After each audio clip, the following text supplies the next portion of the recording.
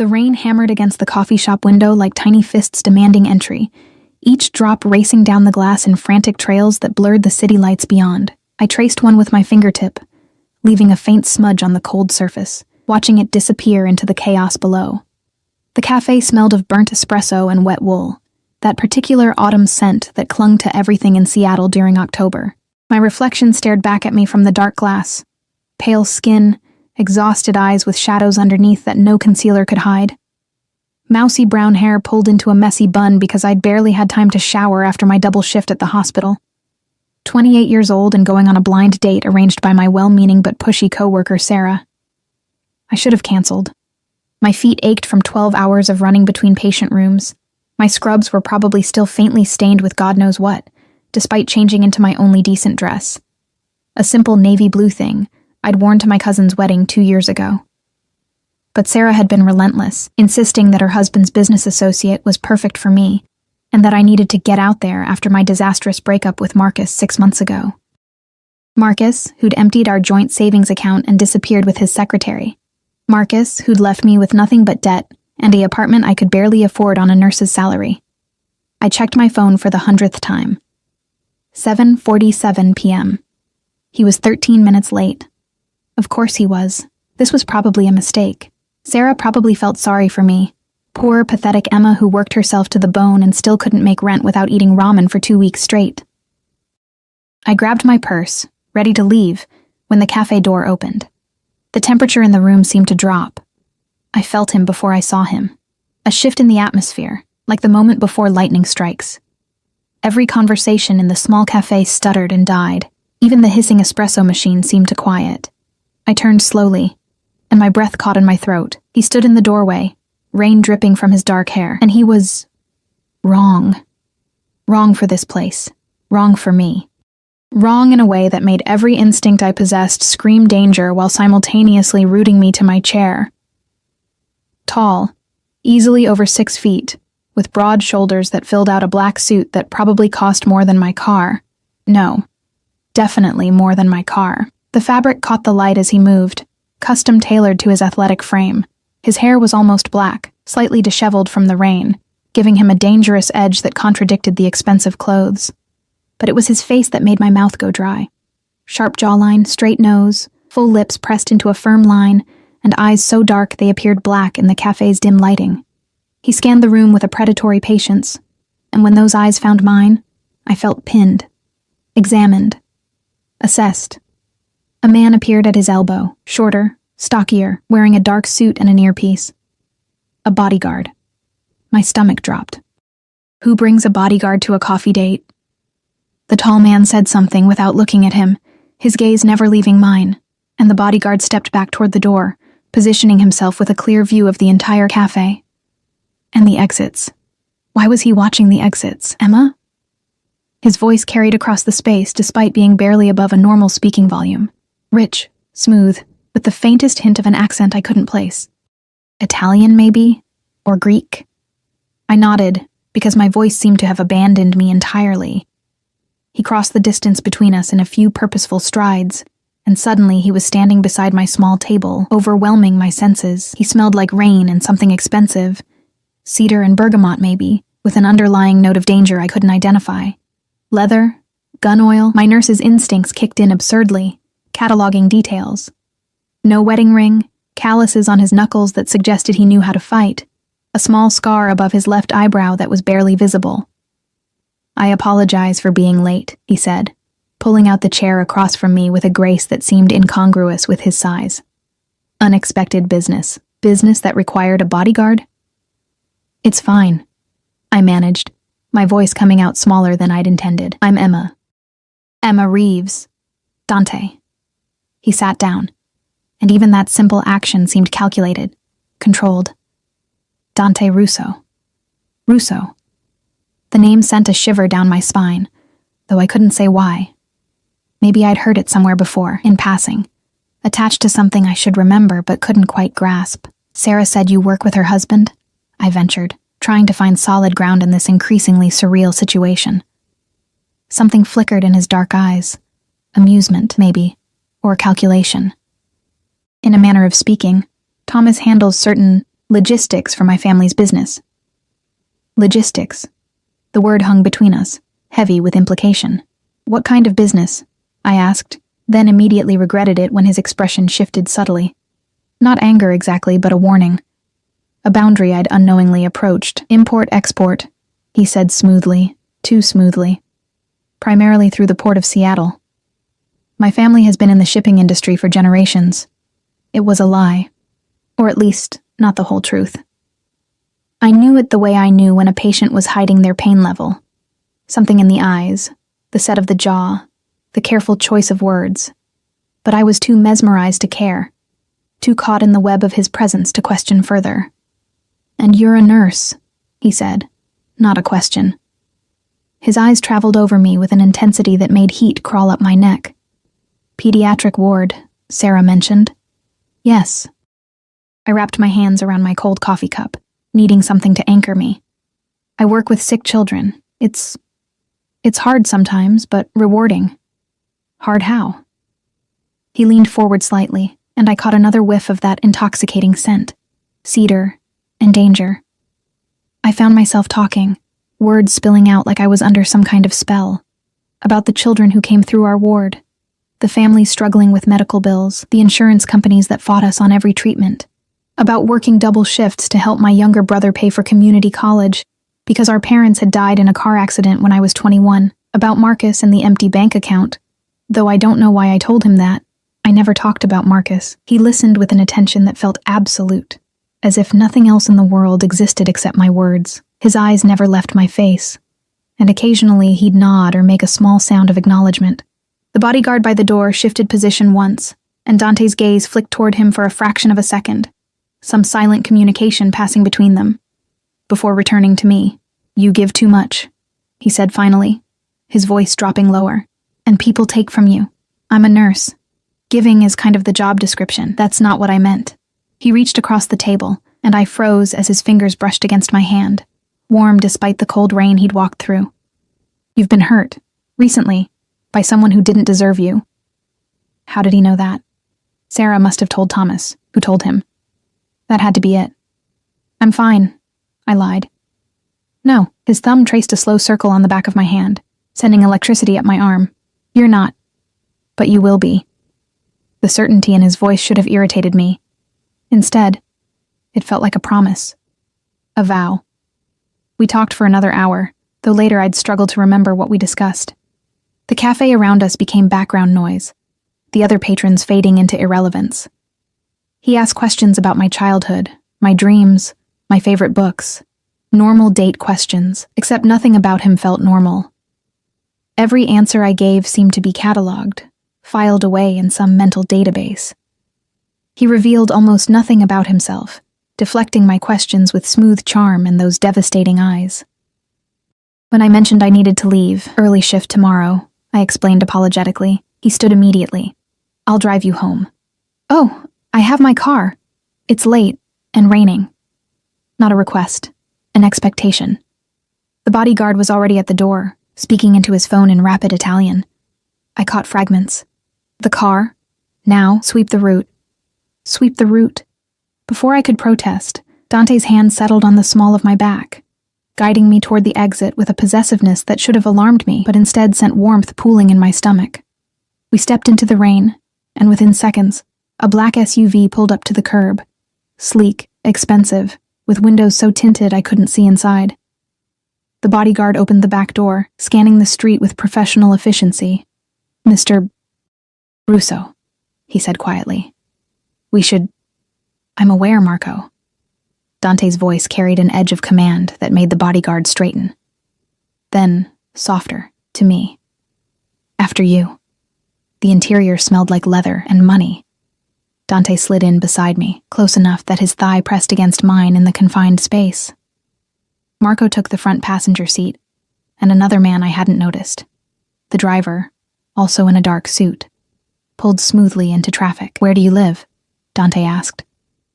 I gave my address, a shabby apartment building in a questionable neighborhood, nothing like what he was probably used to, and tried not to notice how his jaw tightened when I said the street name.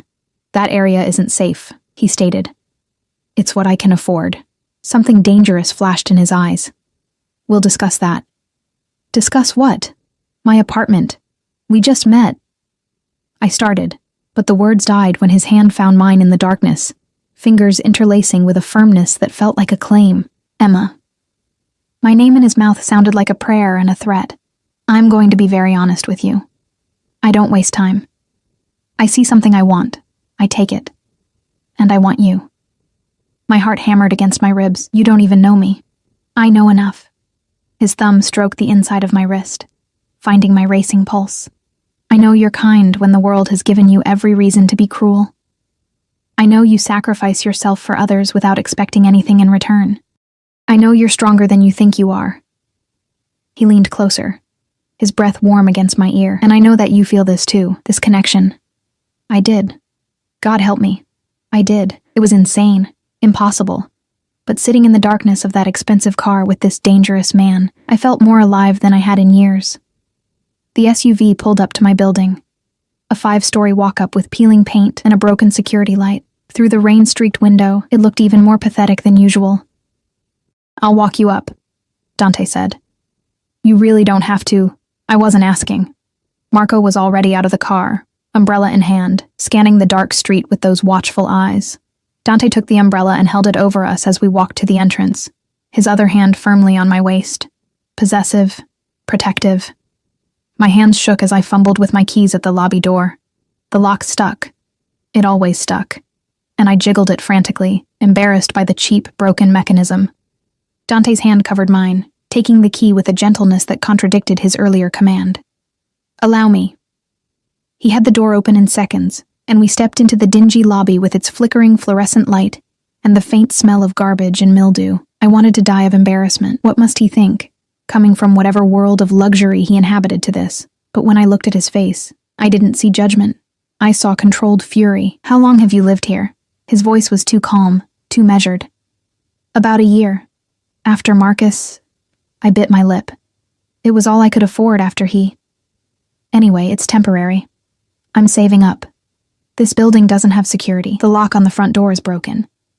Your neighborhood has one of the highest crime rates in Seattle. Each fact was delivered with increasing tension. You work night shifts and come home alone in the dark. I'm careful. Careful isn't enough. He turned to face me fully, and the intensity in his eyes made me step back against the wall. He followed, caging me in with his body, hands bracing on either side of my head. Do you have any idea what could happen to you? Do you have any concept of how vulnerable you are? I can take care of myself, I whispered, but it sounded weak even to my own ears. No, the word was absolute, final. You can't. Not here. Not alone. His hand cupped my face, thumb brushing my cheekbone with devastating tenderness. But you won't be alone anymore. I'm going to take care of you, Emma, whether you want me to or not. It should have terrified me. This man I just met, making declarations about my life, my safety, my future.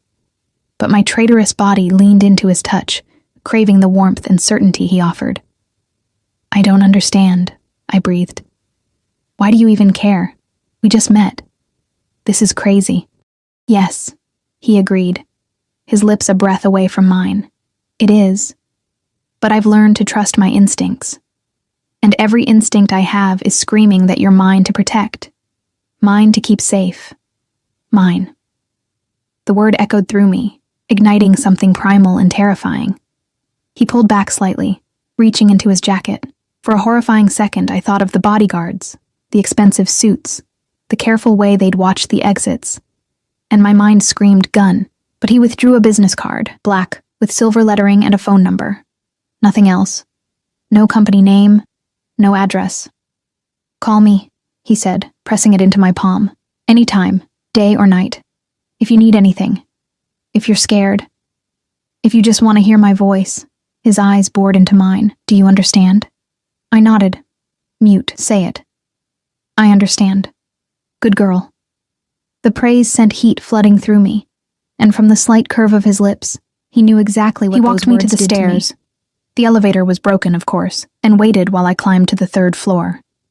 I felt his eyes on me the entire way, a physical weight I couldn't shake. When I reached my floor and looked back, he was still there, hands in his pockets, watching with that predatory stillness. I let myself into my tiny studio apartment, locking the deadbolt and chain behind me. Through the thin walls, I could hear my neighbor's television blaring.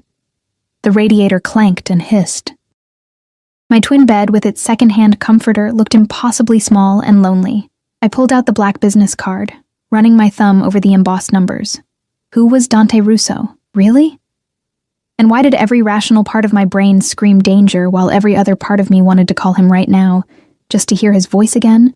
I set the card on my nightstand and changed into my worn pajamas, trying to convince myself that tomorrow I'd realize how insane this all was. How I'd laugh about the intensity, the bodyguards, the dramatic pronouncements. How it was probably just some rich guy's idea of seduction, and I'd been too flattered and touch-starved to see it clearly. But when I finally crawled into bed and closed my eyes, all I could see was the way he'd looked at me in the car, like I was something precious and dangerous at the same time, like he'd burn the world down to keep me safe. My phone buzzed on the nightstand. A text from an unknown number. Make sure your door is locked, all 3 locks. I'll know if you don't. My breath caught. I scrambled out of bed and checked. Deadbolt, chain, and the flimsy door lock were all engaged. How did he know there were 3? How did he know anything about my apartment? Another text. Sleep well, Emma. Dream of me. I should have been frightened. Should have blocked the number and forgotten this entire surreal evening. Instead, I clutched the phone to my chest, a smile pulling at my lips in the darkness. And for the first time in 6 months, I felt something other than exhaustion and defeat. I felt wanted, protected, claimed. The pediatric ward was chaos incarnate the next morning. 3 emergency admissions before my shift even officially started. 2 code blues, and a medication shortage that had the attending physicians screaming at administration. I barely had time to think about Dante Russo and his impossible declarations, which was probably for the best. In the harsh fluorescent hospital lighting, the previous night felt like a fever dream, except for the texts. Good morning, beautiful. Did you sleep well? That one had come at 6 a.m., while I was stumbling through my shower. Eat breakfast. You're too thin. 7:15 a.m., right as I'd been about to skip breakfast and grab coffee instead. Text me when you're on break. I need to know you're safe. 9:30 a.m., between stabilizing a 6-year-old with severe asthma and comforting his terrified mother. I hadn't responded to any of them, unsure what to say, unsure if engaging would encourage behavior that felt increasingly obsessive. But my traitorous heart skipped every time my phone buzzed, and I found myself checking it compulsively during the rare quiet moments. Someone's got you smiling, Sarah observed, cornering me at the nurse's station during lunch. She was practically vibrating with curiosity, her blonde ponytail bouncing as she leaned against the counter. So? How was it? Thomas said Dante seemed really interested when he mentioned setting you 2 up. I focused on updating a patient chart, avoiding her eager gaze. It was fine, nice. Nice? She grabbed my arm, spinning me to face her. Emma Reeves. That man is not nice. He's gorgeous, wealthy, and according to Thomas, one of the most eligible bachelors in Seattle. Did he ask you out again? Not exactly. More like declared ownership of me. But I wasn't about to explain that. What does that mean? My phone buzzed.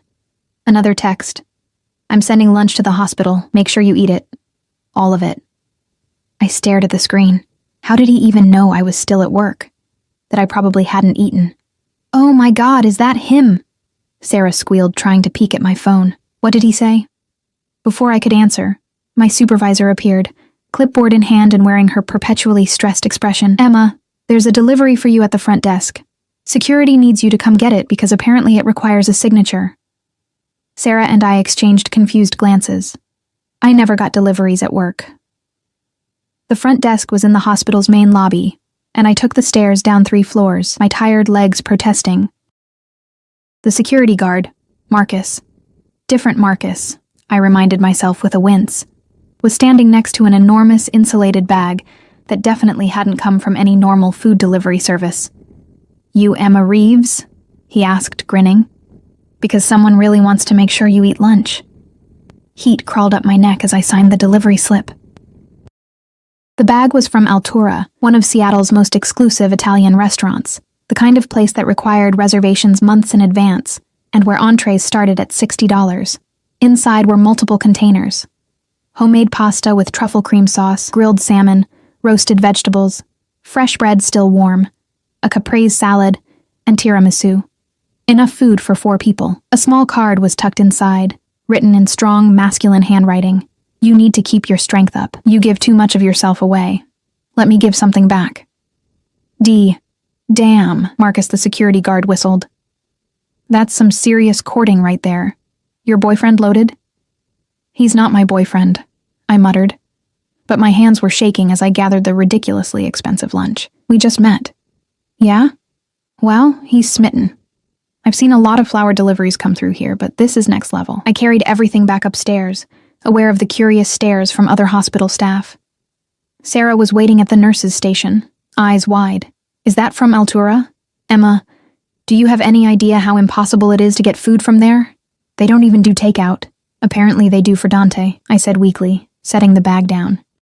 There was enough to share with the entire nursing staff, and soon we were all gathered around, dividing up impossibly delicious food while my coworkers peppered me with questions I couldn't answer. Who was he?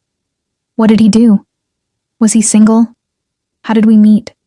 I gave vague responses, but inside, warning bells were ringing louder. This wasn't normal dating behavior. This was something else. Something that felt like control wrapped in generosity. I pulled out my phone. This is too much. You barely know me.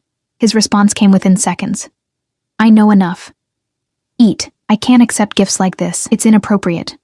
Emma. Just my name, but I could hear the warning in it. The command. Don't fight me on taking care of you. You won't win. My hands trembled as I typed back. This feels like too much too fast. 3 dots appeared. Disappeared. Appeared again. When his response came, it made my breath catch. I don't do slow. I don't do casual. I see what I want. I claim it.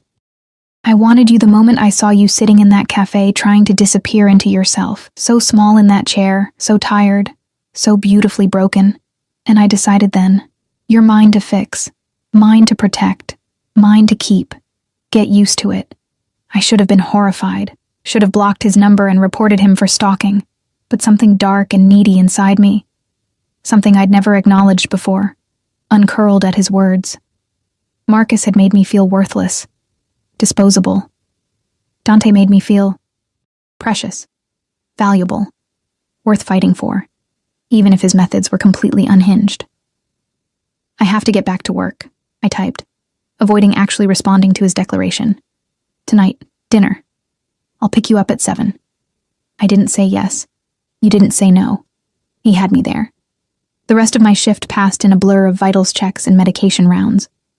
But my mind was elsewhere, cycling through the impossibility of the situation. At 6:30, I changed out of my scrubs in the hospital locker room, staring at my reflection in the dingy mirror. I looked exhausted, my hair a mess, my eyes shadowed. I'd brought a change of clothes, jeans and a simple sweater, but they felt woefully inadequate for wherever Dante planned to take me. My phone buzzed. I'm outside. Outside? I hadn't even confirmed. I grabbed my bag and hurried through the hospital corridors, pushing out through the main entrance into the cool November evening. The black SUV was idling at the curb, impossible to miss. Marco stood beside the back door, that same professional vigilance in his posture as he scanned the parking lot. When he saw me, he opened the door. Miss Reeves. The title felt wrong, too formal, but I slid into the back seat anyway. Dante was waiting, dressed in another impeccable dark suit, this one charcoal with a black shirt underneath. No tie. The top button undone, revealing a sliver of tanned throat that my eyes fixated on before I could stop myself. You came, he said, satisfaction evident in his voice. You didn't give me much choice. You always have a choice, Emma. His hand found mine, pulling me closer across the leather seat. You could have said no, could have blocked my number, could have run. His thumb traced patterns on my palm. But you didn't. Because you feel this too, this inevitability. The car pulled smoothly into traffic, and I realized we were heading away from the downtown restaurants toward the waterfront. Where are we going? My home. I'm cooking for you. Warning bells clanged. I don't think that's a good idea. I don't know you well enough to be alone with me. He shifted, and suddenly his body was angled toward mine, filling my vision. You think I'd hurt you? I think you're a stranger who sends bodyguards to coffee dates and somehow got an exclusive restaurant to deliver food they don't normally deliver and texts me constantly and shows up at my work without asking. Yes, he interrupted calmly. I do all those things because you're mine to protect, and I take that responsibility seriously. I'm not yours. We've been on one date. We're on our second now. His eyes glittered with something dangerous and possessive. And by the end of tonight, you'll understand exactly what you are to me. What you've been since the moment I saw you. The SUV turned onto a private road, passing through an iron gate that opened automatically.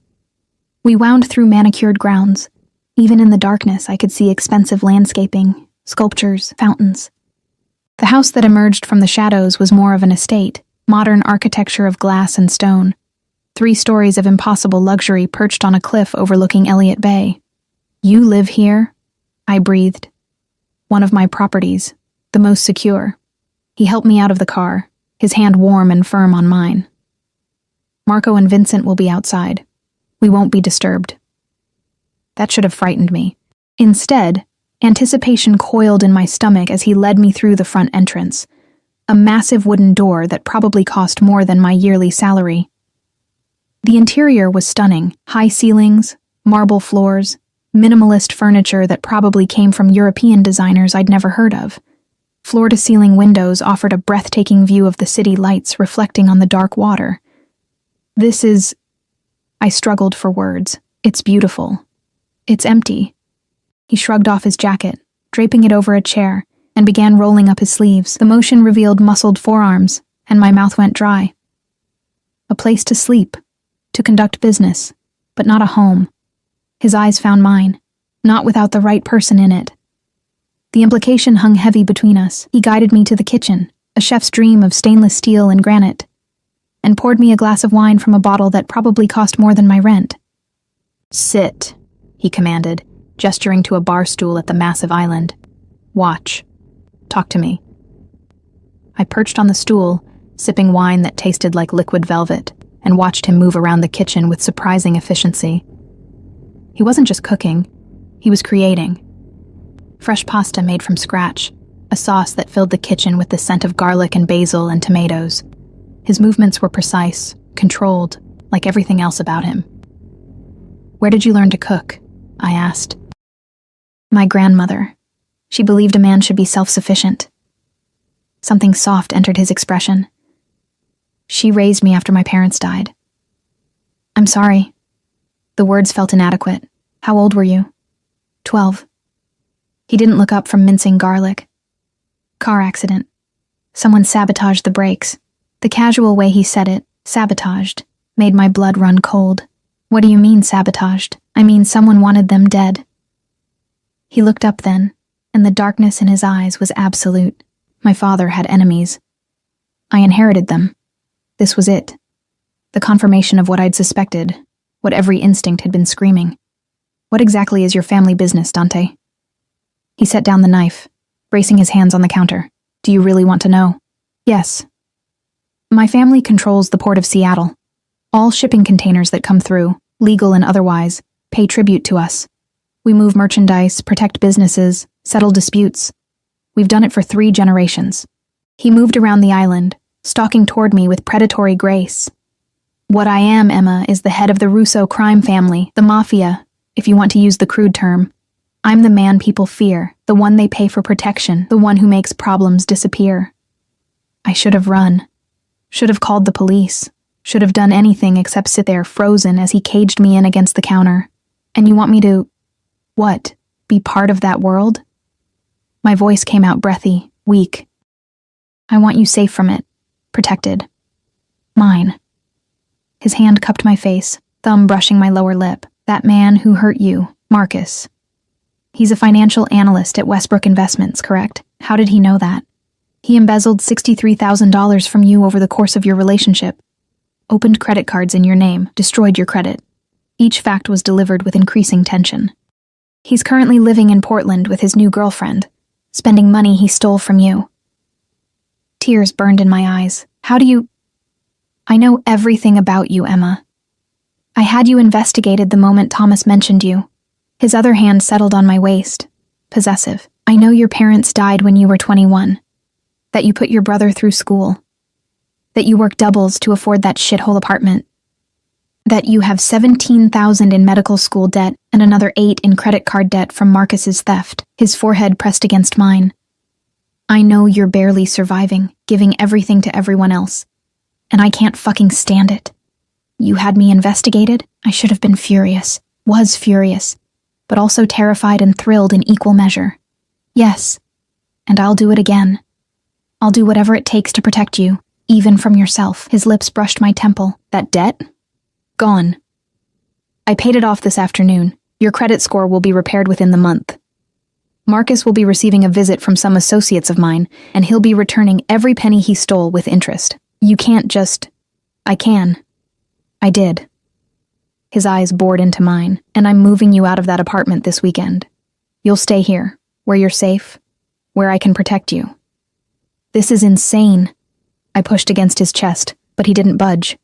You can't just take over my life, pay off my debts, make decisions for me. Watch me. The command in his voice made me shiver. I told you, Emma. I don't do slow. I don't do casual. You're mine now. The sooner you accept that, the easier this will be. I'm not yours. I barely know you. You know enough. His hand slid into my hair, tilting my head back. You know I'd kill anyone who tried to hurt you. You know I'd burn down the city to keep you safe. You know that when you're with me, you feel something you've never felt before. Wanted, cherished, protected. His lips hovered over mine, close enough that I could feel his breath. Tell me I'm wrong. Tell me you don't feel this connection, this pull. Tell me, and I'll take you home right now and never contact you again. I opened my mouth to do exactly that, to tell him he was crazy, that this was moving too fast, that I couldn't possibly feel anything real for a man I'd just met. But the lie wouldn't come, because standing there in his arms, in his impossibly beautiful house, with his dark eyes promising protection and possession and something that felt dangerously like forever, I felt more alive than I had in years.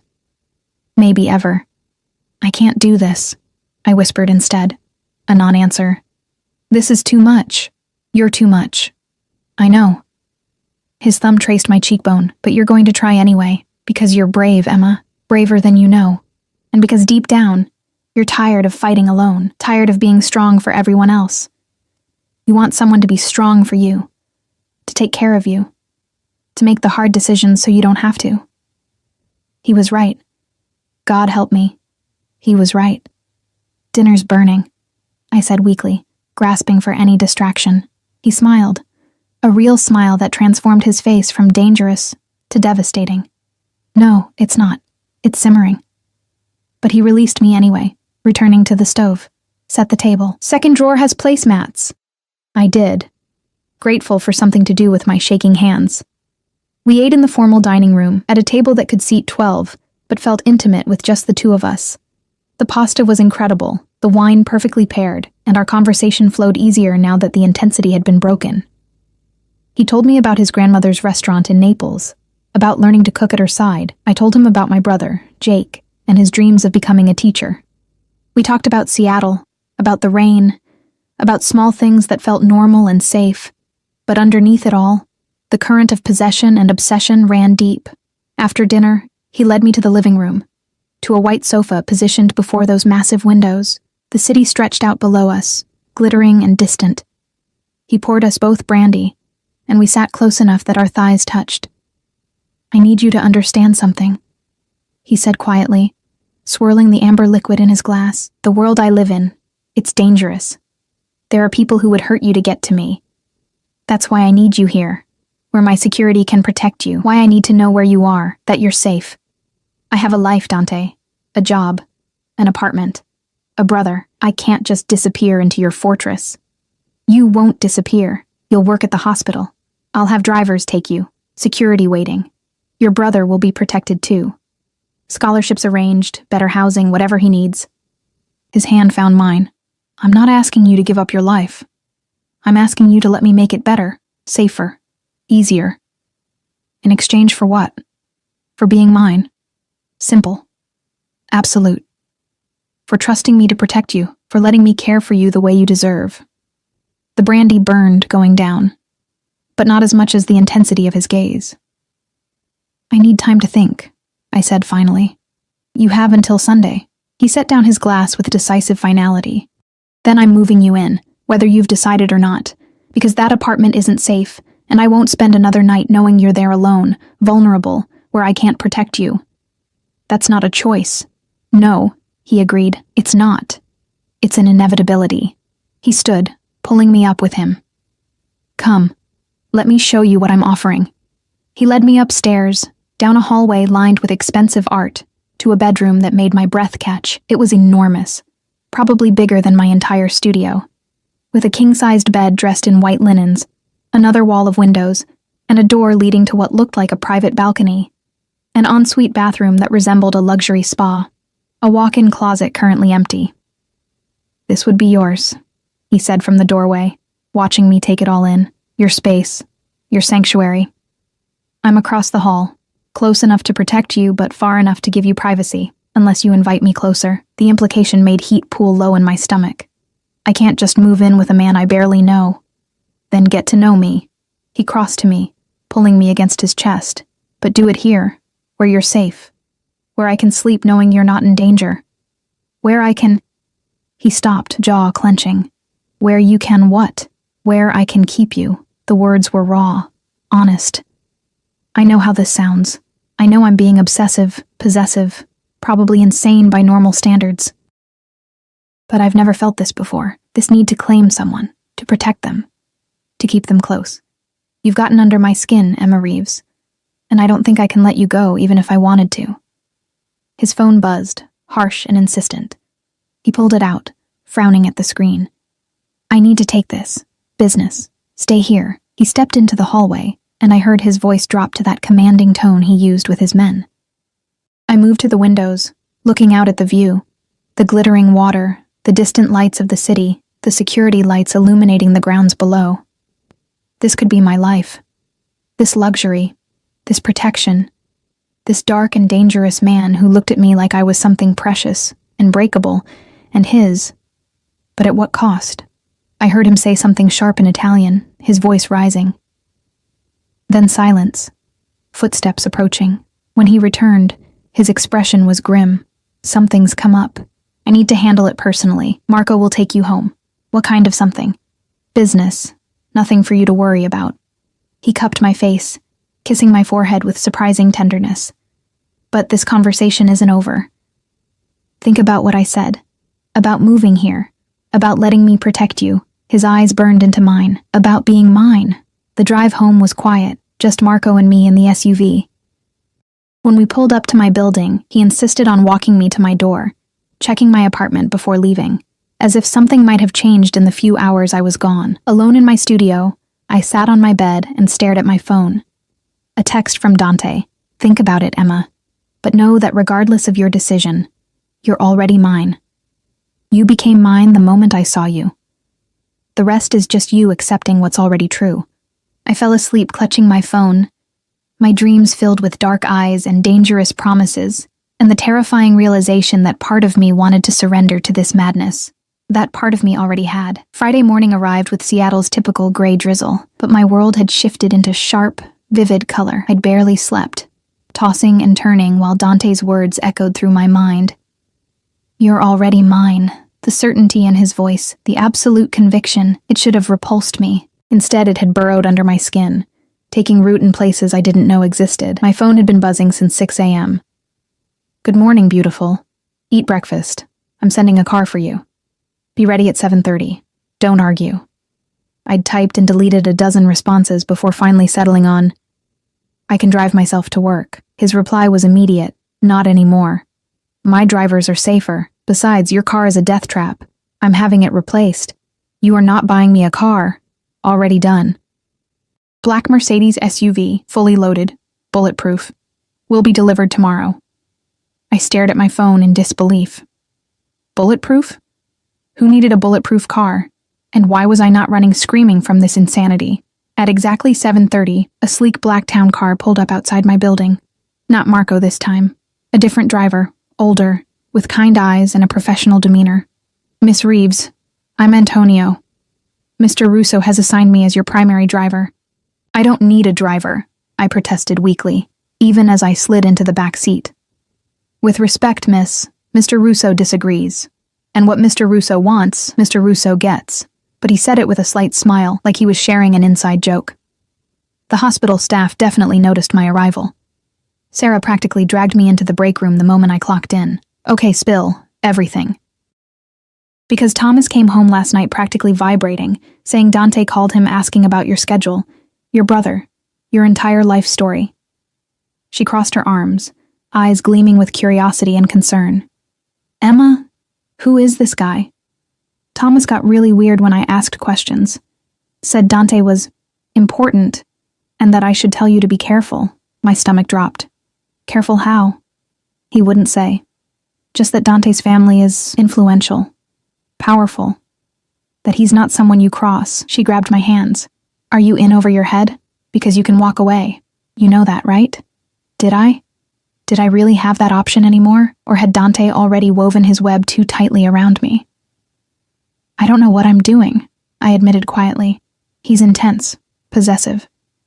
Does things without asking, like paying off my debts. He what? And he wants me to move in with him this weekend, into his estate on the waterfront. Sarah's mouth fell open. Emma, that's crazy. You've known him for 2 days, I know. I pressed my palms against my eyes. I know it's crazy, but Sarah, when I'm with him, I feel safe, protected. Like someone finally sees me, really sees me, and wants to take care of me instead of taking from me. That's called love bombing, she said gently. It's what manipulators do. They overwhelm you with attention and gifts and promises, and by the time you realize you're trapped. I know what love bombing is. I'd read about it after Marcus, promised myself I'd never fall for it again. But this felt different. Dante wasn't pretending to be something he wasn't. He was frighteningly honest about exactly what he was. A dangerous man who wanted to own me. He's not hiding what he is. He told me straight out. He's mafia, Sarah. He runs the port of Seattle. He has bodyguards and security, and he literally said he'd kill anyone who tried to hurt me. The color drained from Sarah's face. Oh my God. Emma, you need to run. Now. Block his number. Move apartments. Maybe even leave Seattle. I can't. The words came out barely above a whisper. I don't want to. We stared at each other, and I saw the exact moment she understood. Saw the recognition in her eyes that I was already too far gone.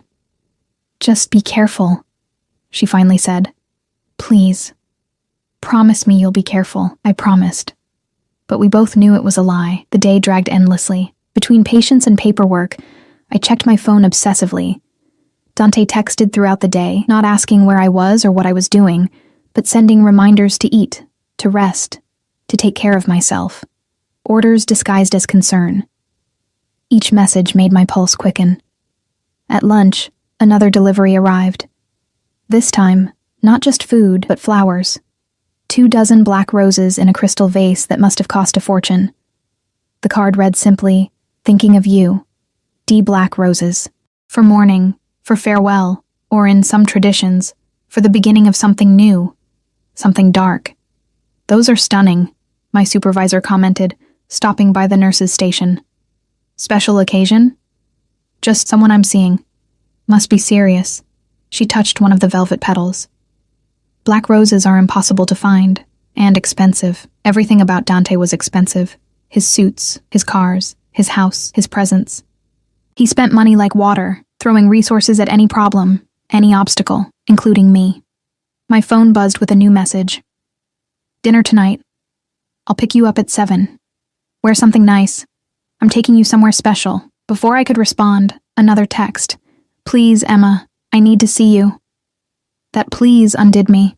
This man who commanded empires, who made grown men fear him, was asking, not demanding this time, but requesting.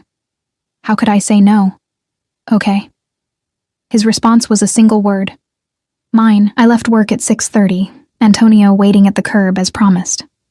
Mr. Russo asked me to take you shopping first, he said, opening the door. He's arranged for a personal shopper at Nordstrom. That's not necessary, Miss Reeves. Antonio's voice was kind but firm. Mr. Russo wants you to have nice things. Let him do this for you. It makes him happy. Something about the way he said it, the genuine affection in his tone when he spoke of Dante, made me relent. We drove to the flagship Nordstrom downtown, where an elegant woman in her 50s was waiting by the entrance. Emma, I'm Caroline.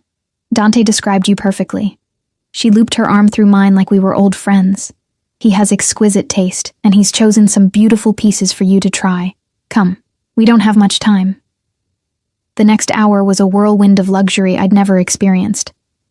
Caroline had pulled an entire collection of dresses, each more stunning than the last. We settled on a deep emerald silk dress that hugged my curves, falling to mid-thigh with a subtle slit, matching heels that made my legs look miles long, delicate gold jewelry, even new lingerie, black lace that made me blush just looking at it. He'll love this, Caroline said with a knowing smile as I examined myself in the mirror. The dress transformed me. I didn't look like a tired nurse anymore.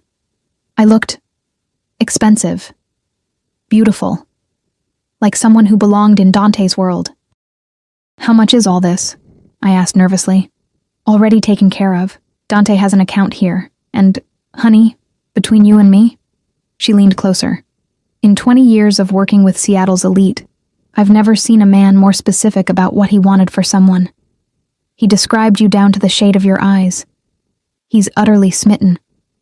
Smitten seemed too gentle a word for what Dante felt. Obsessed. Consumed. Possessed. Antonio drove me back to my apartment to change, waiting patiently while I transformed myself. When I emerged, his eyes widened slightly. Bellissima, he murmured. Mr. Russo is a lucky man. The drive took us away from the city, winding up into the hills where the truly wealthy lived. We pulled up to a restaurant I'd only read about in magazines, La Fontaine, a Michelin-starred establishment housed in a converted mansion, where reservations required a 6-month wait and entrees started at $200.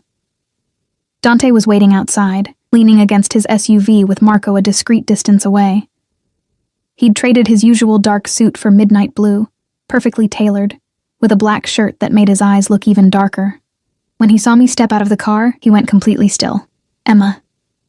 My name was a prayer, a curse, a claim. He crossed to me in 3 long strides, his hands framing my face.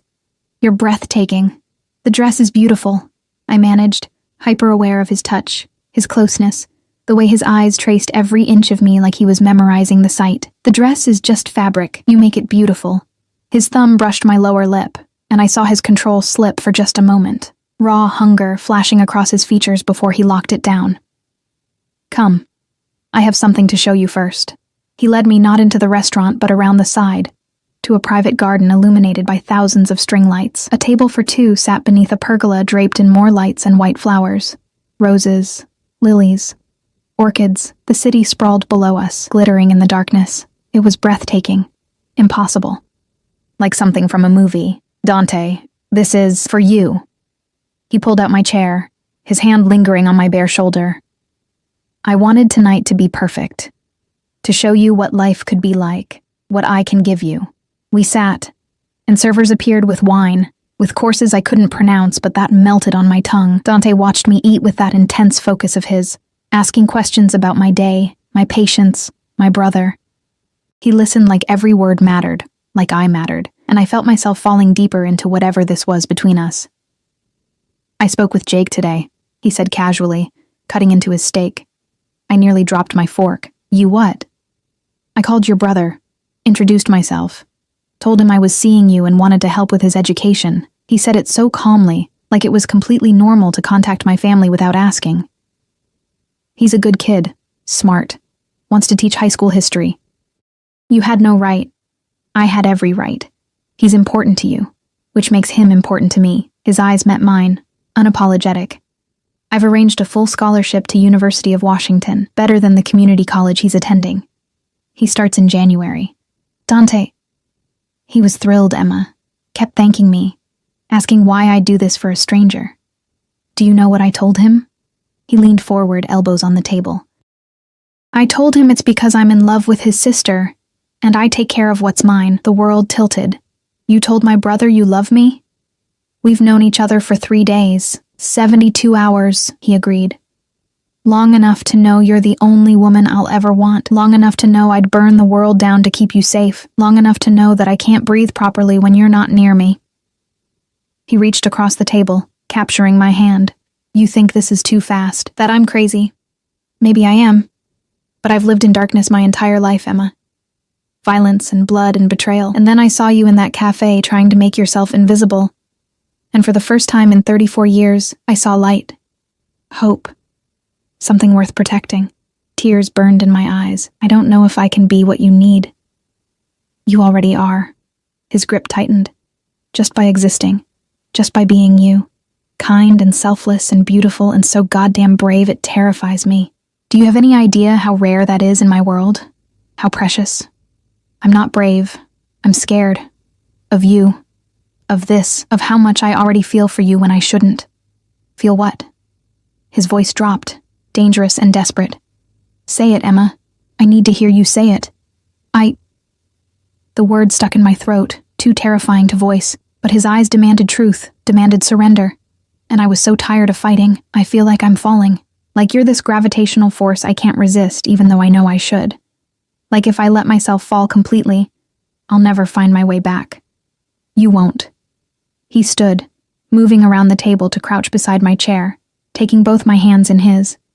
Because I won't let you go, ever.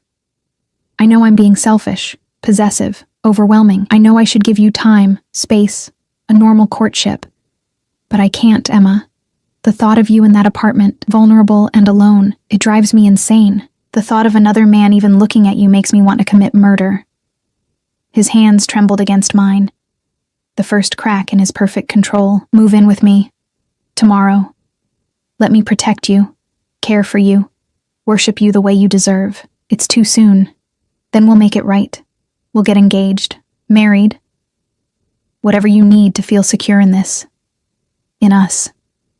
He pulled a small box from his jacket, and my heart stopped. I was going to wait, build up to this. But I'm not a patient man, and I need you to understand how serious I am. He opened the box, revealing a ring that stole my breath. A large emerald surrounded by diamonds, set in platinum. It was exquisite, terrifying, real. Dante, no, I'm not proposing. Not yet, but I want you to have this. To know that's where this is heading, that I don't do casual, don't do temporary. When I say you're mine, I mean forever, for always, until my last breath. He slipped the ring onto my right hand, not my left, I noticed. A promise, not yet a claim. Wear this. Think about what I'm offering, and tomorrow, when I come to move you into my home, into my life, into my heart, you'll say yes. How can you be so sure? Because you're already mine, Emma. You became mine the moment you didn't run. The moment you let me touch you, text you, feed you, protect you. The moment you admitted you were falling. He pulled me to my feet, into his arms, holding me so tightly I could barely breathe. Say yes, please. I'm begging you. I'll get on my knees right here if that's what it takes. I'll beg, I'll plead. I'll give you anything you want. Just don't make me spend another night knowing you're not safe. Not mine. Not where you belong. The ring felt heavy on my finger, warm and solid and real. I looked up into his face, this beautiful, dangerous, impossible man who'd crashed into my life like a hurricane and demanded I surrender everything. And God help me, I wanted to. One condition, I whispered. Hope flared in his eyes. Anything. I keep working. I don't give up nursing. Don't become some kept woman who exists only in your world. I need my independence, my identity, my purpose. Done. I'll have security with you, but you keep your job, your career, your purpose. His hand cupped my face. Anything else? You have to tell me the truth, always. About your business, about the dangers, about what I'm walking into. No secrets. Something flickered across his face. Guilt? Worry? But he nodded. I'll tell you everything. I promise. Though some of it you won't want to hear, I need to hear it anyway. If I'm doing this, if I'm jumping into this insanity with you, I need to know what I'm facing. Sunday. I'll tell you everything Sunday. Give you the full picture of my world, my family, my business, and if after that you still want to run... His jaw clenched. I'll let you go. I'll hate it. It'll destroy me. But I'll let you go. It was a lie. We both knew it. Once I was in his world, there would be no leaving. But I appreciated the gesture, the pretense of choice. Okay, I breathed. Okay. Tomorrow. I'll move in tomorrow. The smile that broke across his face was devastating. Pure joy mixed with triumph and possessive satisfaction. Say it again. Tomorrow. He kissed me before I could finish, his mouth claiming mine with a hunger that stole my breath and my sanity. It was nothing like the gentle kisses I'd experienced before. This was consumption, possession, a branding. His hands tangled in my hair, tilting my head to deepen the kiss. And I melted into him, into the heat and hardness of his body, into the promise of safety and danger, and something that felt terrifyingly like love. When we finally broke apart, we were both breathing hard, and his eyes had gone almost black with desire. We should go, he said roughly. Before I do something we're not ready for. Before I take you right here in this garden and damn the consequences. Heat flooded through me at the image, at the raw want in his voice. He drove me home himself, dismissing Marco with a gesture. The SUV's interior felt smaller somehow, charged with the tension between us. His hand found mine, fingers interlacing, thumb stroking my palm in maddening circles. Tomorrow, I'm sending movers, he said. Pack what matters. Photos, sentimental items. Everything else we'll replace. Better clothes, better furniture, better everything. I don't need better things. I need my things. You'll have both. He pulled up to my building, jaw tightening at the sight of it. Last night in this place. Last night I have to imagine you here, unsafe, where I can't protect you. He walked me to my door again, checking my apartment with the same thorough care Marco had shown. Satisfied it was secure, he pulled me into his arms one more time. Lock the door. All 3 locks. Text me when you're in bed. His lips brushed my forehead. Dream of me, Emma. Dream of our future. Of the life I'm going to give you. After he left, I stood in my tiny studio, looking at the ring on my finger. The emerald caught the light, throwing green fire across the walls. This time tomorrow, I'd be living in his mansion, sleeping in that enormous bed, existing in his world of luxury and danger and obsessive protection. I should have been terrified. Instead, I felt something that terrified me even more. Relief. Like I'd been waiting my whole life for someone to take control, to make the hard decisions, to care enough to be possessive and protective and completely overwhelming. Like I'd been drowning alone for so long that Dante's suffocating intensity felt like oxygen. My phone buzzed. Are you in bed? Yes, I lied. Still standing in the middle of my apartment, good girl. Sleep well, Bella. Tomorrow you come home. Tomorrow you become mine completely. I can't wait. I climbed into my narrow bed for the last time, clutching my phone, staring at the ring that caught the streetlight filtering through my window. Tomorrow, everything would change. Tomorrow, I'd step into Dante Russo's world completely.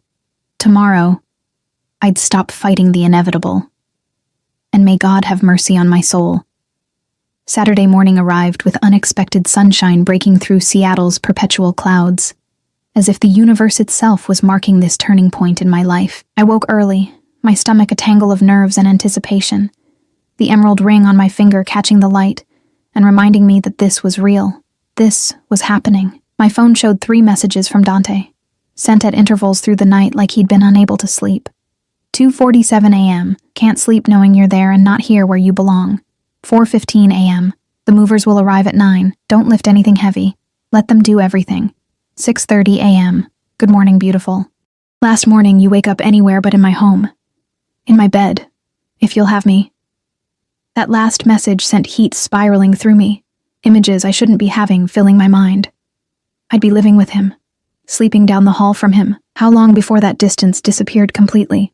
I was standing in my kitchenette making coffee when my phone rang. Not a text this time, but an actual call. Dante's name flashed on the screen. Hello? My voice came out breathier than intended. Emma. Just my name, but the way he said it, rough with sleep and want, made my knees weak. How did you sleep? Fine.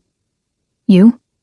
Terribly. Kept thinking about you in that dangerous building, in that inadequate bed, when you should be here. A pause. Are you packed? I looked around my studio at the meager possessions I'd accumulated. I don't have much, just some clothes, books, photos of my parents and Jake, Everything else is cheap furniture that came with the place. Good. The movers will handle it. I want you to just supervise, make sure they take everything you want. Antonio will pick you up at noon and bring you here. His voice softened. To your new home. Dante, I struggled to articulate the swirl of emotions. What if this doesn't work? What if I can't adjust to your world? It will work. You'll adjust, because I'll make sure of it. That absolute certainty again. And Emma? Stop overthinking. Stop looking for reasons to run. Just trust me. Trust this. That's a lot of trust to ask from someone you've known for 3 days. 74 hours now, he corrected, and I could hear the smile in his voice. And I've learned more about you in those hours than most people learn in years. I know you take your coffee black because you can't afford cream and sugar regularly. I know you skip meals when you're stressed. I know you wear your mother's necklace under your scrubs every shift. I know you cry in the shower so your neighbors won't hear. I know you, Emma, and I'm going to spend the rest of my life learning everything else. Tears burned my eyes. How do you know all that? Because I pay attention. Because you matter. Because every detail about you is precious to me. A sound in the background. Voices. Movement. I have to go. Business requires my attention this morning. But I'll see you at noon. Be ready. He hung up before I could respond, and I stood there holding my phone, wondering how this man had managed to see through every wall I'd built, every defense I'd erected. At exactly 9 a.m., 3 moving trucks pulled up outside my building. Not regular movers. These men wore uniforms with a discreet logo I didn't recognize, and they worked with military efficiency. The supervisor, a broad-shouldered man named Victor with a thick Russian accent, handed me a clipboard. Miss Reeves, we pack everything you want to keep. Mr. Russo's orders. We are very careful with your possessions. He gestured to the boxes they'd brought, clearly expensive, custom-made. You just point. We do the work. Within 2 hours, my entire life was packed into boxes. It was depressing how little I had to show for 28 years. A few boxes of clothes, some books, photos, my mother's jewelry, a quilt my grandmother had made. The furniture stayed, along with the kitchen supplies and cheap decorations. None of it was worth keeping. None of it belonged in Dante's world. Sarah arrived at 11, breathless from climbing the stairs, carrying coffee and pastries. Okay, I had to see this with my own eyes. You're really doing it? Really moving in with the mafia boss you met 3 days ago? 74 hours. I corrected automatically, then caught her expression. God, I sound like him already. Emma. She grabbed my hands, her face serious. I love you. You're my best friend. And I'm terrified for you. This isn't normal. Moving in after 3 days, him paying off your debts, buying you cars, controlling where you live. These are red flags. Huge, waving, screaming red flags. I know. I squeezed her hands. I know it looks bad from the outside, but Sarah, he's not Marcus. He's not hiding what he is or what he wants. He's completely honest about being possessive, controlling, obsessive. And weirdly, that honesty makes me trust him more, not less, or you're justifying abuse before it starts. The word hung between us, sharp and ugly. Was that what this was? Was I so desperate for love and protection that I'd mistake obsession for devotion? He'd never hurt me, I said quietly. I know that sounds naive, but I feel it. In my bones. He'd kill for me, die for me, but he'd never hurt me. Emotional manipulation is still hurt. Maybe. But after Marcus, after my parents dying, after years of struggling alone, someone wanting to take care of me doesn't feel like manipulation. It feels like relief. I pulled her into a hug. I'm going into this with my eyes open. If it becomes too much, if I need to leave, I will. But right now, I want to see where this goes. She hugged me back tightly. Call me every day, promise. I need to know you're okay. I promise. Antonio arrived at noon precisely, his kind eyes crinkling when he saw the boxes. All ready, Miss Reeves. Mr. Russo is very eager to have you home. Home. The word settled over me like a warm blanket. Sarah walked me down to the car, hugging me one more time. Be careful. Be smart. And remember, you always have a way out if you need it. The drive to Dante's estate felt surreal in daylight. The grounds were even more beautiful than I'd realized. Manicured gardens, a fountain with marble sculptures, what looked like a guest house in the distance. Security was everywhere but discreet. Cameras hidden in landscaping, men in suits positioned strategically, the high walls topped with elegant but effective security measures. Dante was waiting at the front entrance, and my breath caught at the sight of him. He'd dressed casually, dark jeans that hugged his muscular legs, a black Henley that stretched across his broad chest, his hair slightly damp like he'd just showered. Casual looked dangerous on him, made him seem more predatory somehow, less restrained by civilization. He opened my door himself before Antonio could, pulling me out and into his arms in one smooth motion. "Welcome home, Bella." Then he kissed me, deep and possessive and claiming, right there in front of Antonio and the other security personnel, marking me as his for anyone watching. When he finally released me, I was breathless and dizzy. "Come." He laced his fingers through mine, leading me into the house. "I want to show you everything." The tour was overwhelming.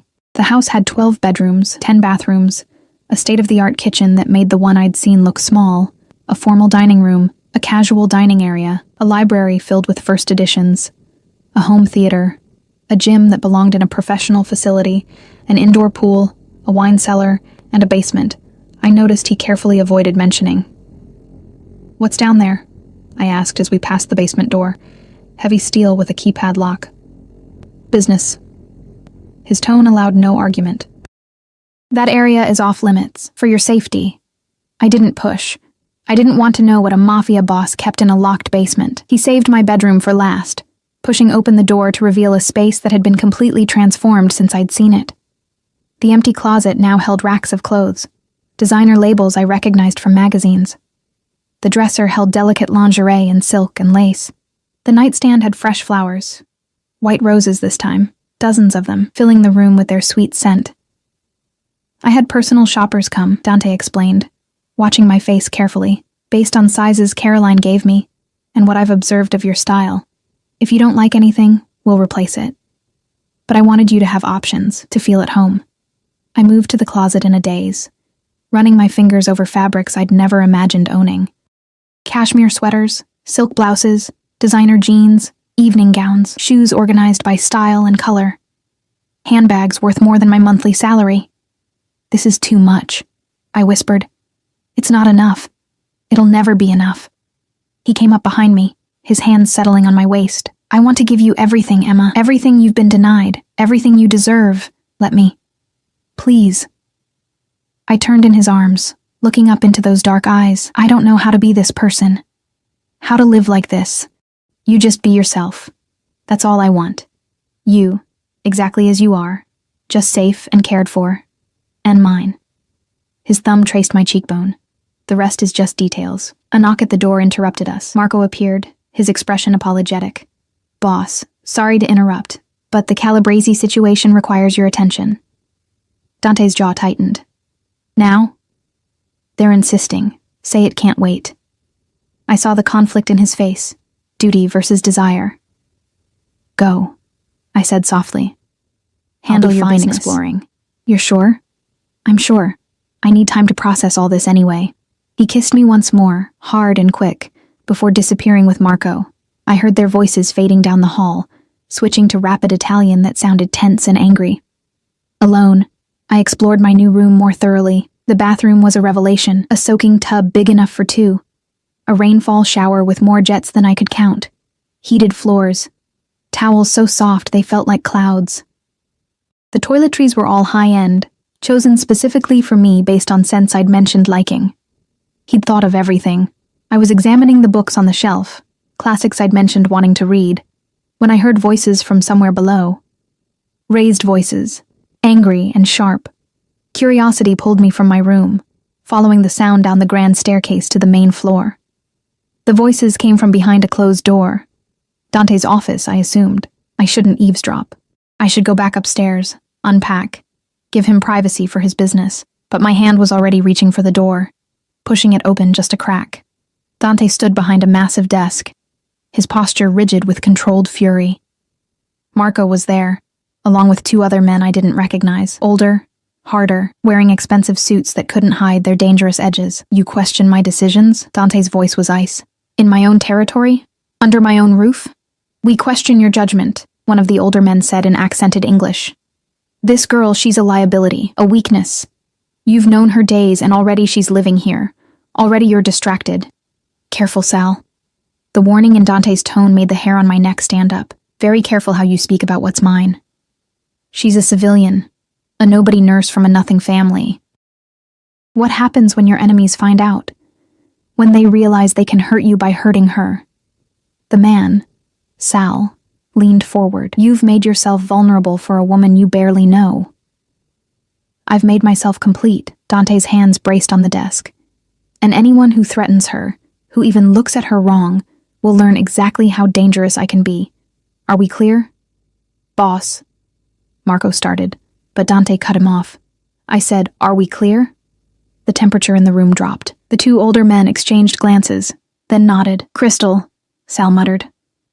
Good, now get out, all of you. I have more important things to do than defend my personal choices to subordinates. They filed out, and I pressed myself against the wall, heart hammering. Marco spotted me as they passed, his expression unreadable. But he didn't acknowledge me, just kept walking. I should leave. Should pretend I hadn't heard, but I was rooted to the spot, processing what I'd overheard. Liability. Weakness. Vulnerability. They were right, weren't they? I'd made him vulnerable, put him at risk in ways I didn't fully understand. I know you're there, Emma. Dante's voice carried through the open door. Come in. Caught. I pushed the door open fully. He stood by the window now, hands in his pockets, looking out at the grounds. His shoulders were tight with tension. How much did you hear? He asked without turning. Enough. I closed the door behind me. They think I'm a liability, that I make you vulnerable. They're not wrong. He turned to face me, and the rawness in his expression stole my breath. You do make me vulnerable. You're my weakness now, Emma. The one thing that could destroy me if anything happened to you. Then maybe this is a mistake. Maybe I should... Don't. He crossed the distance between us in 3 strides, gripping my arms. Don't even think it. Yes, you make me vulnerable. But you also make me stronger, more focused, more determined to protect what's mine and eliminate any threat. His eyes bored into mine. They're afraid because they've never seen me like this. Never seen me care about anything except business and power. But you've changed that. Changed me. Into what? Into a man who has something to lose. Something worth fighting for, worth dying for. His hand slid up to cut my face. And that makes me more dangerous than I've ever been. Not less. Because now I have a reason to be ruthless. A reason to destroy anyone who threatens my happiness. That's insane. Yes. He smiled, but there was nothing warm in it. Welcome to my world, Bella, where love and violence are the same language. Where protection means elimination of threats. Where obsession is devotion. He pressed his forehead to mine. I promised you the truth. This is it. My world is brutal and bloody and dangerous. And you being in it puts a target on your back. But that target was there the moment I decided you were mine, whether you lived here or in that shithole apartment. At least here, I can protect you. Keep you safe. Control the variables. You can't control everything. Watch me. His lips brushed mine, soft and lethal. I've already increased security, put men on your brother. He doesn't know, thinks it's just random people in his neighborhood. I've had background checks run on everyone you work with at the hospital. Anyone who could be a threat, a vulnerability, a way to hurt you.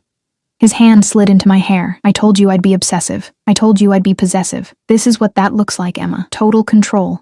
Complete protection. Absolute ownership.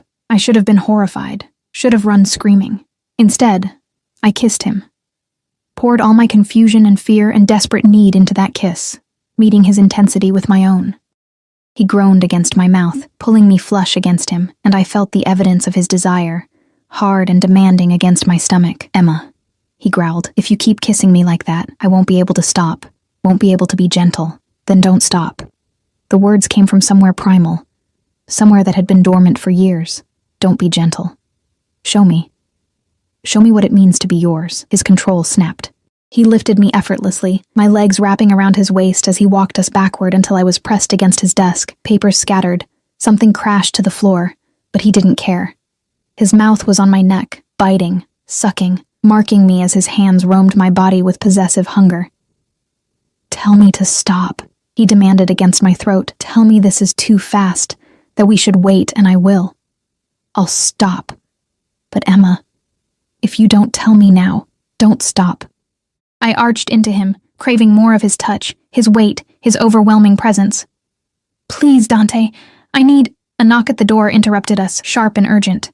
"Boss! Emergency!" Dante froze, every muscle tensed with frustration. "What?" The word was a snarl. "Port situation. The feds are doing a surprise inspection. They're looking for you specifically." He dropped his head to my shoulder, breathing hard. "Timing," he muttered. Then, louder, "I'll be right there." He lifted me off the desk, setting me on unsteady feet, his hands lingering on my waist. "I'm sorry. I have to handle this. But Emma?" His thumb traced my swollen lower lip. "Tonight, we finish this tonight. No interruptions. Just you and me and everything I've been holding back." The promise in his eyes made my core clench with anticipation. He kissed me once more, then was gone, leaving me alone in his office with racing heart and trembling hands and the absolute certainty that I'd just crossed a line I could never uncross. I was his now, completely, irrevocably, and God help anyone who tried to change that. The sun was setting over Elliott Bay, painting the sky in shades of crimson and gold when Dante finally returned. I'd spent the afternoon unpacking my meager belongings, feeling slightly ridiculous placing my worn paperbacks next to first editions, hanging my clearance rack clothes beside designer pieces. But slowly, the room began to feel like mine. Our housekeeper, Rosa, a warm Italian woman in her 60s who'd worked for Dante's family for decades, had brought me lunch and dinner, chattering about how happy she was that Mr. Dante finally found someone worthy of him. I was standing on the balcony, wrapped in a cashmere throw, watching the city lights flicker to life when I heard his footsteps behind me.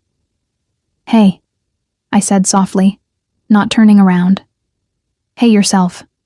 His arms came around me from behind, pulling me back against his chest. He smelled like cologne and danger and something acrid. Smoke, maybe? "Sorry that took so long.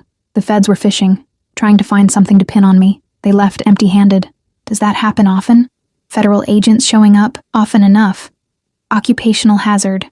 His lips brushed my temple, "But I don't want to talk about them. I want to talk about us, about what almost happened in my office." Heat flooded through me at the memory. His hands on my body, his mouth on my neck, the desperate hunger between us. "I've been thinking," I started, but he turned me in his arms, silencing me with a look. "Dangerous activity," he murmured, but there was warmth in his eyes. "What have you been thinking about? About what your men said, about me being a liability? About putting you in danger just by existing in your world?" I placed my hand on his chest, feeling his heartbeat strong and steady beneath my palm. "Maybe we should slow down, give ourselves time to—" "No." The word was absolute. "I told you, Emma. I don't do slow, and my men are wrong. You don't make me weaker. You make me focused. Give me something worth protecting beyond territory and money." His hand covered mine. "Do you want to slow down? Truly? Because if you do, if this is too much too fast, tell me. I'll respect your wishes even if it kills me." Did I want to slow down? Every rational part of my brain screamed yes, but my heart, my body, my soul, they all knew the truth. "No," I whispered. "I don't want to slow down. I swallowed hard. "I want what you promised earlier, you and me. No interruptions. Everything you've been holding back." His eyes went dark, pupils dilating with desire. "Are you sure? Because once we cross this line, there's no going back. You'll be mine in every way that matters." "I'm already yours. We both know it. This just makes it official." He swept me into his arms, carrying me through the balcony doors into my bedroom. Our bedroom, I realized, because he had no intention of sleeping across the hall. Not anymore. He laid me on the bed with surprising gentleness, following me down, caging me beneath his body. "I need you to understand something," he said, his voice rough with barely controlled desire. "I've been with women before, meaningless encounters, physical release, nothing more. But you," his hand cupped my face with devastating tenderness, "you're different, sacred. Mine in a way no one else has ever been. So I'm going to worship you, Emma. I'm going to show you exactly what it means to belong to me." He kissed me then, slow and deep and thorough, taking his time exploring my mouth like he had all the time in the world. His hands traced my body over my clothes, learning every curve, every sensitive spot, until I was arching beneath him, desperate for more. "Patience, Bella," he murmured against my lips. "I'm going to savor every moment of this. Every sound you make, every tremor, every gasp." His mouth moved to my neck, finding the spot that made me whimper. "There it is. I'm going to learn all your secrets, Emma. Every place that makes you moan, every touch that makes you beg." He made good on that promise, undressing me slowly, reverently, kissing every inch of skin he revealed. When I tried to rush to touch him back, he captured my wrists, pinning them gently above my head. "Not yet," he commanded. "Tonight is about you, about showing you how much you mean to me, how precious you are, how thoroughly you own me." What followed was hours of exquisite torment, his mouth and hands learning my body, finding places of pleasure I didn't know existed. He was demanding but tender, possessive but worshipful, taking me apart piece by piece and putting me back together as something new, something his. When he finally made me his completely, joining our bodies in the most intimate way, I felt the last of my walls crumble.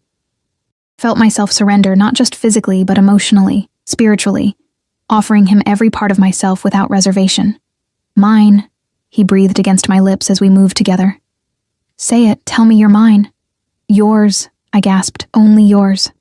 Always yours." He took my mouth in a searing kiss, swallowing my cries as pleasure crashed over me in waves. And when he followed me over that edge, my name on his lips like a prayer, I knew with absolute certainty that this man, this dangerous, obsessive, impossible man, owned me completely. Afterward, we lay tangled together, my head on his chest, his fingers tracing lazy patterns on my bare shoulder.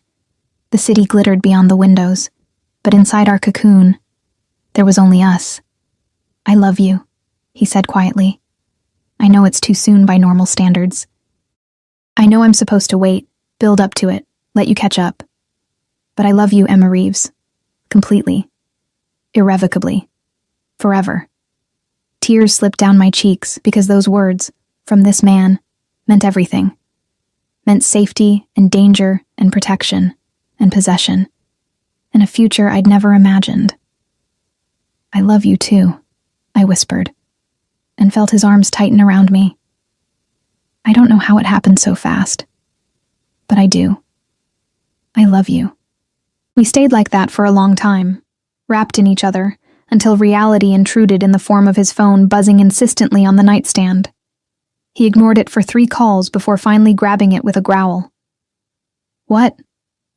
I couldn't hear the response, but I saw his expression shift from irritation to something darker. Dangerous. "When?"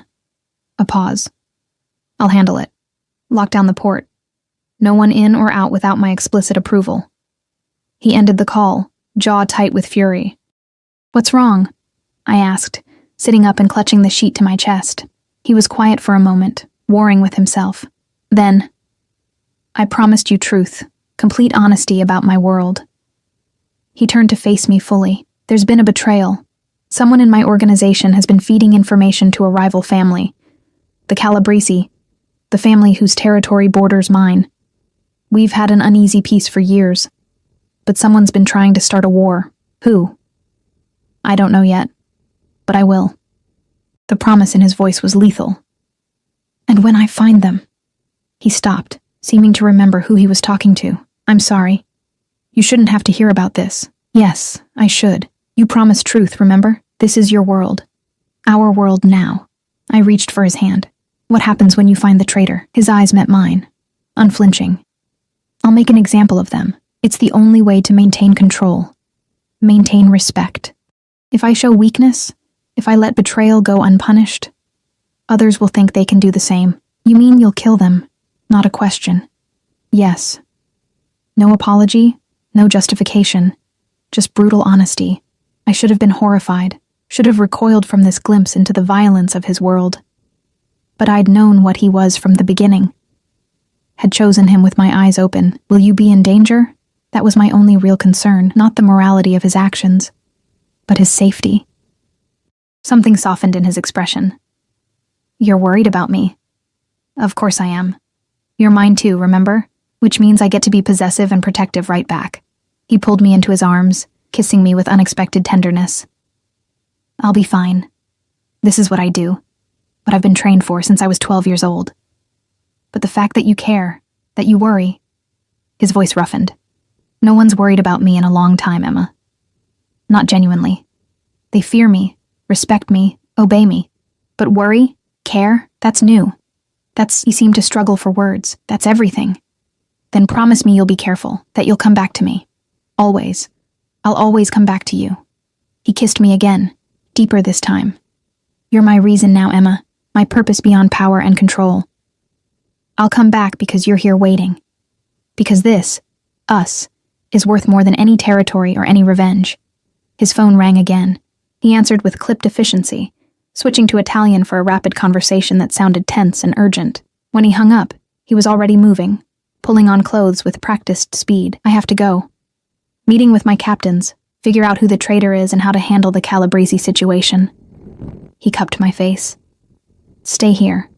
Don't leave the estate. Marco will be right outside your door. Rosa is in the guest house if you need anything. And Emma? His thumb traced my cheekbone. I know this is scary. I know you're probably wondering what you've gotten yourself into, but I swear to you, I will keep you safe. No matter what happens, no matter who tries to use you against me, I will protect you. I know you will. He kissed me once more, hard and possessive, then was gone. I sat alone in the massive bed, processing everything. 24 hours ago, I'd been packing up my shabby studio apartment. Now I was living in a mansion, in love with a mafia boss, and apparently in the middle of some kind of turf war. It was insane, but as I touched my lips, still swollen from his kisses, still tasting him, I realized I didn't want to go back, didn't want safe and normal and predictable. I wanted this, the danger and the passion and the overwhelming intensity of being loved by Dante Russo. Sleep was impossible, so I wrapped myself in his shirt, still carrying his scent, and wandered the house. Marco followed at a discreet distance, ever the professional. I ended up in the library, surrounded by books, curled up in a leather chair by the fireplace that Rosa had lit for me. I must have dozed off because I woke to Dante lifting me into his arms. Let's get you to bed properly, Bella. What time is it? I mumbled against his chest. 3 a.m. I'm sorry I was gone so long. Did you find the traitor? Yes. His voice was flat, emotionless. It's been handled. I didn't ask what handled meant. Didn't want to know the details of how he dealt with betrayal. Some things were better left in the darkness of his world. He carried me to bed, climbing in beside me, pulling me against his chest. He was still dressed, though his shirt was slightly rumpled, and I caught the faint smell of gunpowder beneath his cologne. Are you okay? I asked quietly. I am now. Now that I'm here with you. His arms tightened around me. This is what I needed. Just you. Just this peace. We fell asleep like that, wrapped around each other, and I dreamed of dark eyes and dangerous promises and a future that terrified and thrilled me in equal measure. The next morning was Sunday, and Dante kept his promise about truth. Over breakfast on the terrace, Rosa had outdone herself with fresh pastries, fruit, and the best coffee I'd ever tasted. He told me everything. About his family's history in organized crime, going back 3 generations to when his great-grandfather had immigrated from Sicily. About the territories they controlled, the businesses they ran. Some legal, most not. About the violence required to maintain power. The enemies always circling, the constant threat of betrayal and death. He didn't sugarcoat it, didn't try to justify or minimize. Just laid out the brutal truth of his world and let me decide if I could live with it. The reason I'm telling you all this, he said, reaching across the table to take my hand, is because you deserve to know what you're walking into. What being with me means. The dangers, the moral compromises, the reality that the man you love has blood on his hands and will have more before this is over. How much blood? I had to ask. Had to know. Enough that I stopped counting years ago. His thumb stroked my palm. I don't kill for pleasure, Emma. I'm not a monster. But I do what's necessary to protect my family, my territory, my people, and now that includes you, which means anyone who threatens you. His expression went cold. They don't get a second chance. Like Marcus? I'd been wondering about my ex, about Dante's promise to make him return the money. Marcus is alive. Scared, but alive. He returned every penny he stole from you, with 50% interest. And he's been strongly encouraged to leave the state, which he did yesterday. Portland's not far enough, but I'm feeling generous since his theft brought you to that coffee shop, broke and vulnerable and perfect. A dark smile played at his lips. In a way, I should thank him. If he hadn't destroyed you, you might not have needed saving, might not have let me in. It was twisted logic, but I understood it. Understood how my brokenness had made me vulnerable to Dante's particular brand of salvation. What about the Calabrese family, the ones trying to start a war? Dealt with. We had a meeting last night, their boss and me. Came to an understanding. The traitor who was feeding them information was one of my own men, someone I trusted. He's been made an example of. His jaw tightened. The Calabrese know that if they come after what's mine, including you, I'll burn their entire operation to the ground. They're backing off, for now. And if they don't, if they come after me anyway, then I'll do exactly what I promised. Burn them to the ground. Destroy everyone who threatens you. Start a war if necessary. He stood, moving around the table to kneel beside my chair, taking both my hands. Emma, I need you to understand something. You're not just my girlfriend or my lover or even just the woman I love. You're my everything. My weakness and my strength. My reason for getting up in the morning and my reason for being ruthless when I have to be. And I will protect you with everything I have. Everything I am. Until my last breath. Tears spilled down my cheeks because the intensity of his devotion was overwhelming, terrifying, beautiful. I'm scared, I admitted. Not of you, but of this world. Of losing you. Of something happening that I can't control. Good.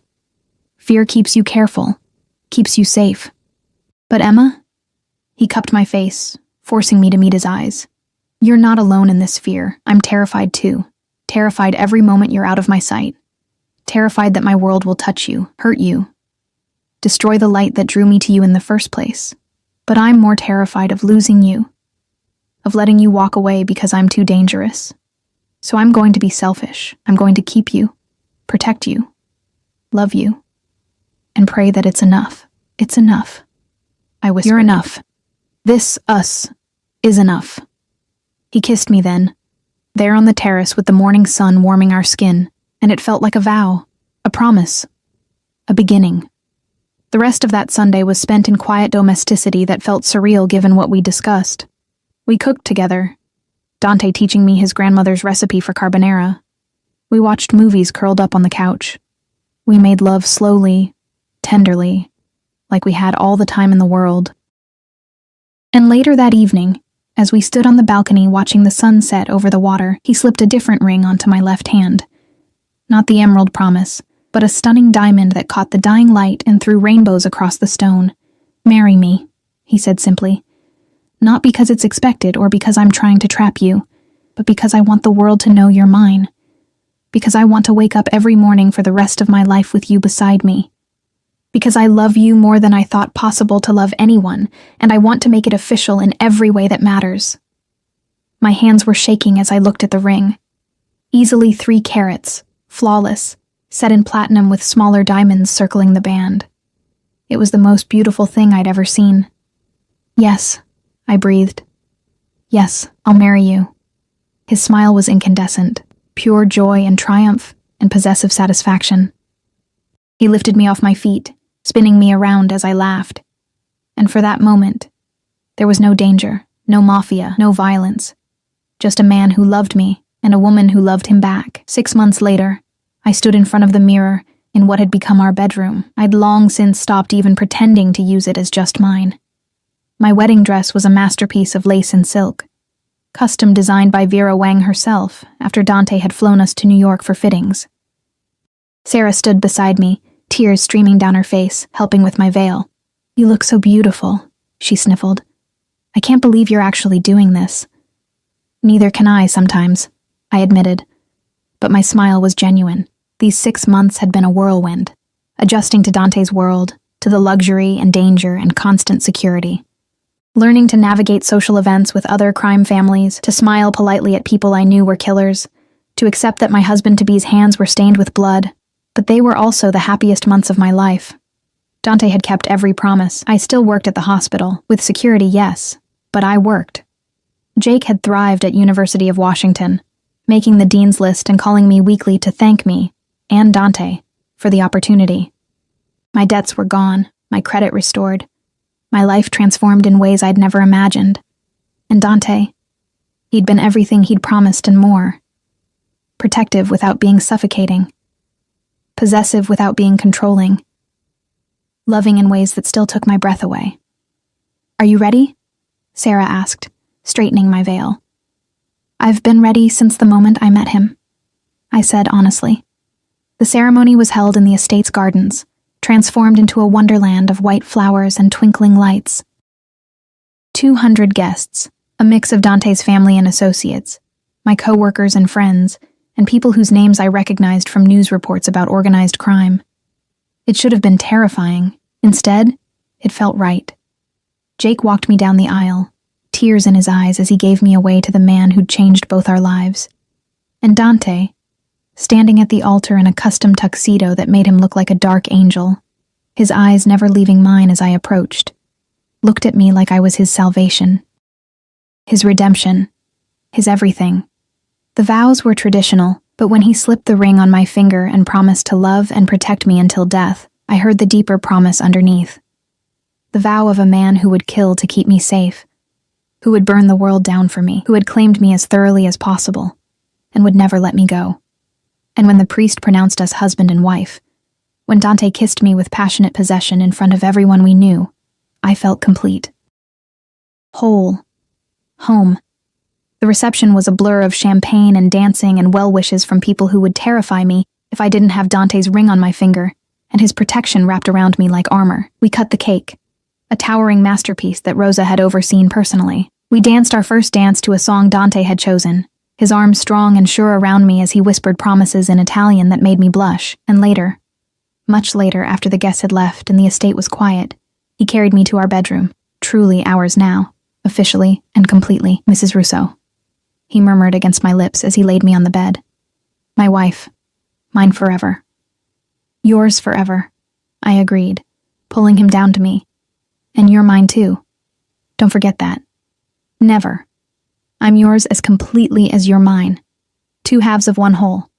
Light and darkness. Safety and danger." He kissed me deeply, thoroughly. "I love you, Emma Russo. My wife. My heart. My everything." We made love that night with a new intensity. The knowledge that we'd bound ourselves together legally, spiritually, eternally adding weight to every touch, every kiss, every whispered word of devotion. And afterward, wrapped in his arms, his ring heavy on my finger, I thought about how far I'd come, from that broken, exhausted woman in the coffee shop to this, a mafia wife, protected and cherished and loved beyond measure. It wasn't the life I'd imagined. It was dangerous and dark and completely insane by normal standards. But it was mine. Dante was mine, and as I drifted off to sleep, listening to his heartbeat steady beneath my ear, I knew with absolute certainty that I would never want anything else. This dangerous, impossible, overwhelming love was exactly what I needed. What I'd been waiting for my entire life. My salvation had come in the form of a dark angel with blood on his hands and obsession in his heart. And I'd surrendered to it completely, happily, forever.